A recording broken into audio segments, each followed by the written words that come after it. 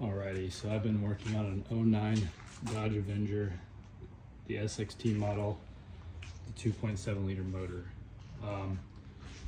Changing the thermostat, it's a job to say the least, but I'm going to kind of show you what I found is the easiest way. So the first thing you're going to want to do is drain your antifreeze. I found the best way if you want to do a complete change on it is there's a hose that's right underneath your air box. So you have to take your air box off. It's actually that hose right there. If you can see it, there'll be a clamp on it. And once you take that off, you'll be able to release most of your antifreeze. There'll be a hose clamp right there on the top of it.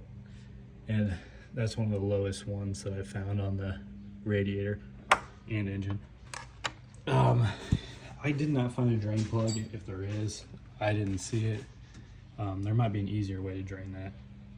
But anyways, once you do that, you can go ahead and disconnect your battery up top, because you'll have to take the power cable off the alternator so you don't get any sparks. You'll have to take off your wheel. That'll be something you'll have to do. So you have to jack it up, take off the wheel, and there will be, once you take off the wheel, there will be a cover. It's not on there right now, but you'll have a cover that you'll have to take off. It looks like this one right here. You probably have 2 bolts like that. I think they're a 9 or a 10. I'm not for sure. And then there'll be plastic crimp right there that you'll have to take off. You'll have to get a screwdriver, pop it off. And that's pretty much all you got to do to get that off. Yeah, once you get that off, you'll be able to get to your, let me get some light. You'll get to your tensioner pulley, which is, if you can see it right there, that's your tensioner pulley. And you'll have to release it, take the belt off. Once you get your belt off, this is where it becomes kind of a pain. I guess you will have to take, if you have one of these, I know some people don't, the guard underneath it, you'll have to take that off. There's a few screws and some plastic tabs. That's not too bad, it's just more annoying than anything. Once you get that off, give you a little bit more room so you can see underneath it. Probably take that off before you drain your coolant. It is a messy job, but you will have to take your AC compressor off. On the AC compressor, you'll have 2 bolts on the top and then 1 on the bottom.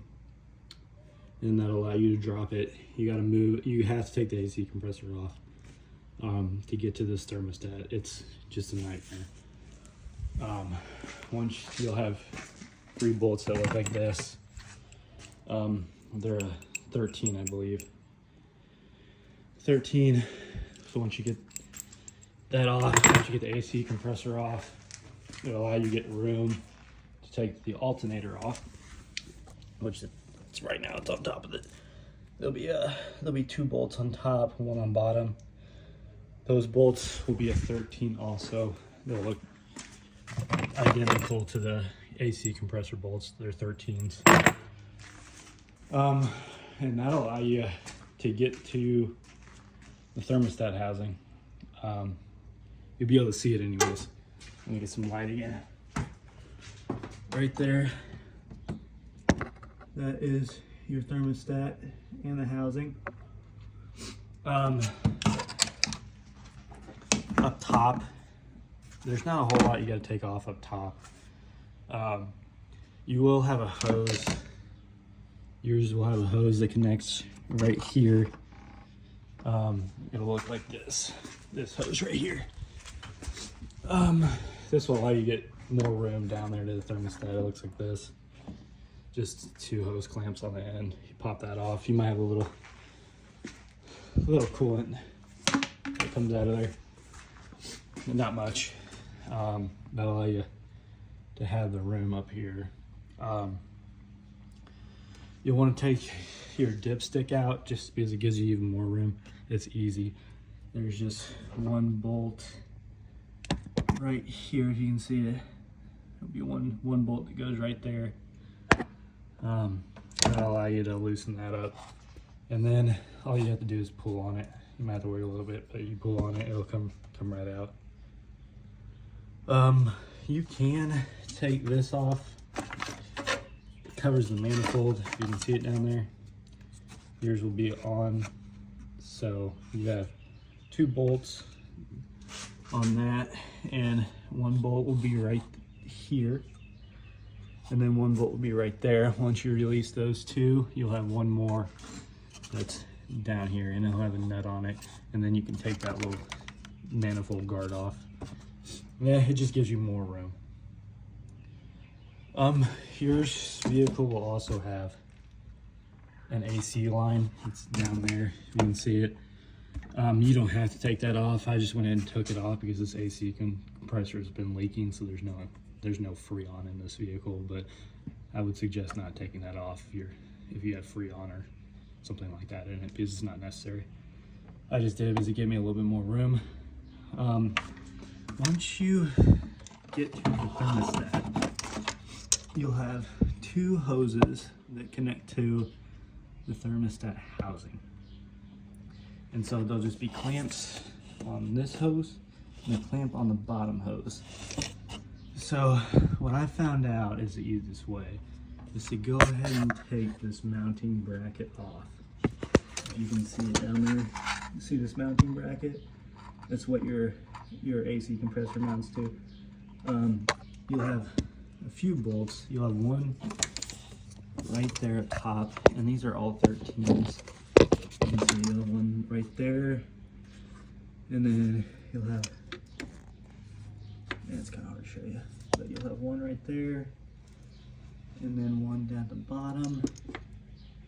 So you'll have 1, 2, 3, and there's some in the middle of that, in between these holes. Oh, there's 1 right there. So you'll have 2 of those. There'll be 1 towards the middle and 1 towards the bottom. So you'll have 1, 2, 3, 4, 5 of those that you'll have to take out, and that mounting bracket will just come right out. It'll give you more room, because right here is where it becomes a pain to get that thermostat housing at, because you just don't have room. And on that housing, there is 3 10mm bolts. And before you take that thermostat housing out, you'll want to take this bracket off. It'll just give you so much more room to get to that 3rd bolt. Yeah, make sure you get that 3rd bolt. It's in the very back side down here, and without taking this bracket off, you really can't get to it. It becomes a pain. Once you get that bracket off, you can take the 2 hoses off the thermostat housing. Then the housing will just pop right off, and that's where your thermostat will be in. Once you get your thermostat in, you'll put your leave this off until you're done with the thermostat housing, because that'll be just so much easier to get your 3 10mm bolts back onto the housing. Then you'll basically redo the process of putting everything back on after you get that done, and then you should be good to go. One other thing you'll have to do is on the alternator, it's got the power cable right here. There'll be a nut attached to it. You'll go and take that off, and then there is a switch that you'll have to pull off. It's somewhere down in here. It's just a switch. Oh, there it is right here. Looks like that. It's got a little red tab you got to pull out, and then you can pull it off the alternator. Then you can drop your alternator. I've seen some people just leave that on and move the alternator around to get to that thermostat housing, but I prefer getting everything out of the way because it's in tight space and it's just in a terrible spot. It's just bad design. But that is pretty much it. And then you just redo the process of putting all your stuff back on. And then fill it up with coolant and you should be good to go. So I just made this video because I didn't see that many videos on it. And it is kind of a pain. It's a process, but it's doable. If you have any questions, just let me know in the comments. Alrighty, thank you.